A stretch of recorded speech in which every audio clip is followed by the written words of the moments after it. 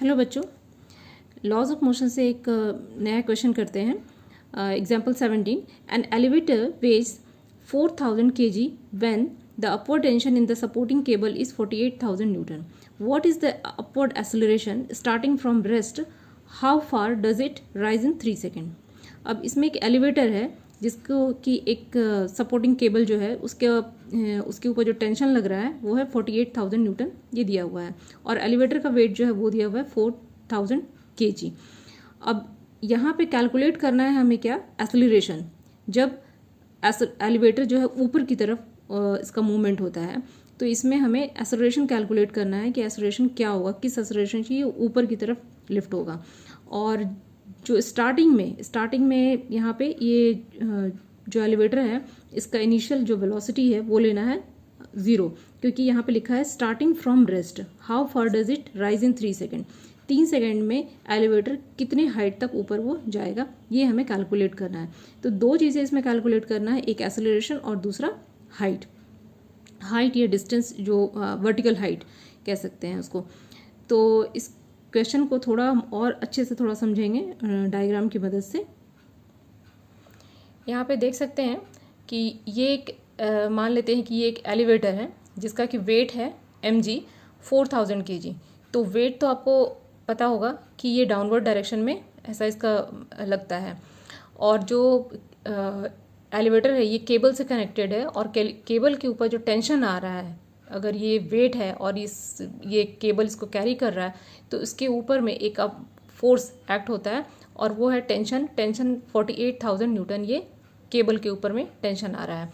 तो यहाँ पे और एलिवेटर जो है वो भी है दिया हुआ कि ये ऊपर की तरफ मूव कर रहा है।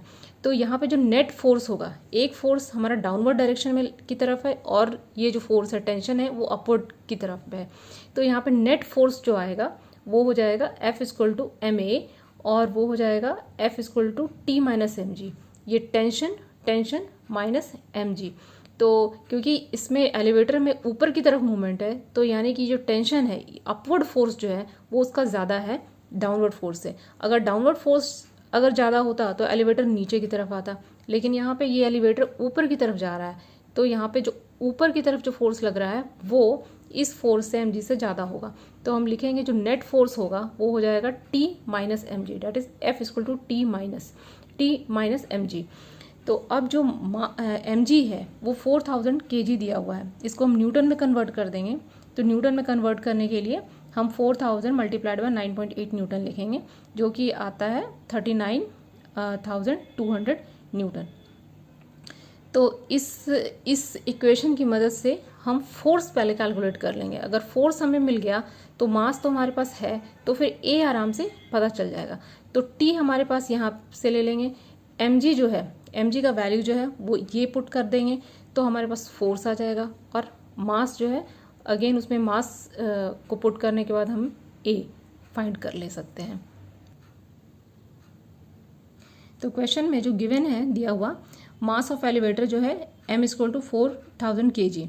तो वेट ऑफ एलिवेटर जो हो जाएगा वो हो जाएगा 4000 kg weight, that is 4000 × 9.8 that is 39,200 newton. और अपवर्ड टेंशन है वो है 48,000 न्यूटन। तो net upward force on elevator हो जाएगा F = T - mg। मैंने डायग्राम में यहाँ सिर्फ F लिखा था, यहाँ पे F' है तो खैर कोई बात नहीं, ये अंडरस्टूड है, सेम चीज़ है वो। तो F = जो net force in upward direction है वो हो जाएगा T - mg, that is 48,000 - 39,200 equals to 8,800 newton. तो अपवर्ड एक्सेलरेशन जो है वो हो जाएगा A = F/m, दैट इज 2.2 मीटर/सेकेंड²। एक्सेलरेशन हम फाइंड कर चुके हैं। अब इसमें जो है 3 सेकेंड में वो कितना राइज करता है, एलिवेटर ऊपर की तरफ कितना जानता है, कितना वर्टिकल हाइट कवर करता है, इसके लिए हम फॉर्मूला यूज़ करेंगे S = ut + ½ at²। तो u जो कि एलिवेटर जो है वो रेस्ट पोजीशन से स्टार्ट हो रहा है तो u 0 हो गया, तो फर्स्ट टर्म तो यहाँ पे 0 हो गया।